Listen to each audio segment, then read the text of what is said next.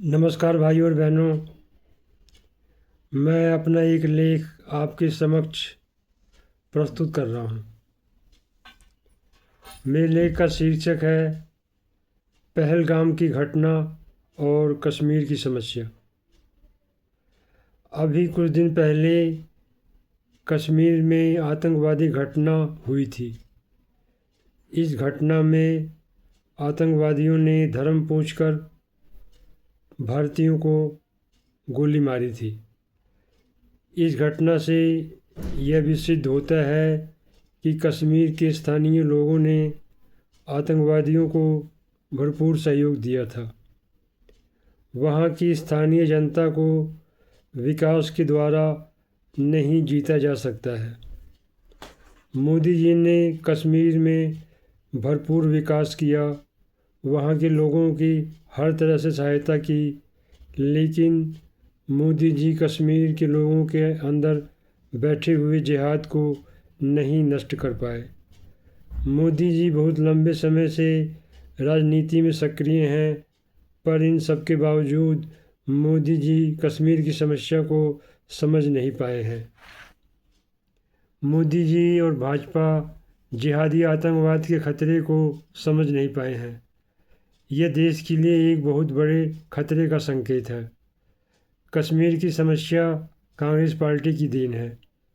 अगर बंटवारे के समय नेहरू ने भारतीय फौज को आगे बढ़ने से नहीं रोका होता तो कश्मीर की समस्या उसी समय हल हो जाती। पर नेहरू ने कश्मीर की समस्या को गांधीवाद के आधार पर हल करने का प्रयास किया, पर कश्मीर की समस्या भारत के लिए बहुत बड़ा सरदर्द बन गई है। गांधीवाद भारत के विभाजन को नहीं रोक पाया था। गांधीवाद विभाजन के समय हुए दंगों को नहीं रोक पाया था। इसलिए गांधीवाद हमारे लिए व्यर्थ है। नेहरू ने कश्मीर को न तो पूरी तरह से अपने कब्जे में लिया और न ही भारत का शासन वहाँ पर पूरी तरह से लागू किया। ऊपर से नेहरू ने वहाँ धारा 370 लगा दी। इसके बाद काफ़ी लंबे समय तक भारत पर कांग्रेस का शासन रहा। कांग्रेस ने परिवारवाद, भ्रष्टाचार, आतंकवाद, पिछड़ेपन, अशिक्षा और अज्ञानता को खूब बढ़ावा दिया। कांग्रेस के शासनकाल में भारत का बहुत ही सीमित विकास हुआ। भारत एक विकसित देश नहीं बना। कांग्रेस के शासनकाल में कश्मीर की राजनीति पर दो परिवार मुख्य रूप से छा गए। ये दोनों परिवार हैं अब्दुल्ला परिवार और महबूबा मुफ्ती का परिवार। ये दोनों परिवार परम भ्रष्ट परिवार हैं। इन दोनों परिवारों ने कश्मीर को खूब लूटा। इस लूटमार से कश्मीर पूरी तरह से तबाह हो गया और कश्मीर की समस्या बहुत ही खतरनाक हो गई। कांग्रेस पार्टी तो भारत की सबसे भ्रष्ट पार्टी है, पर इस पार्टी ने ही देश में समस्याएं फैला दी थी। ये देश का बहुत बड़ा सौभाग्य था कि 2014 में केंद्र की सरकार बदल गई। योग की क्रांति से और इंटरनेट की क्रांति से लोगों की जागरूकता बहुत बढ़ गई। इसीलिए 2014 में भाजपा का शासन आ गया। भाजपा ने कश्मीर में लागू धारा 370 को हटा दिया। इस तरह से कश्मीर पूरी तरह से भारत का एक अभिन्न अंग बन गया। धारा 370 को हटाने के बाद वहाँ पर राष्ट्रपति शासन लगाया गया। काफ़ी समय तक राष्ट्रपति शासन रहने के बाद वहाँ पर चुनाव कराया गया।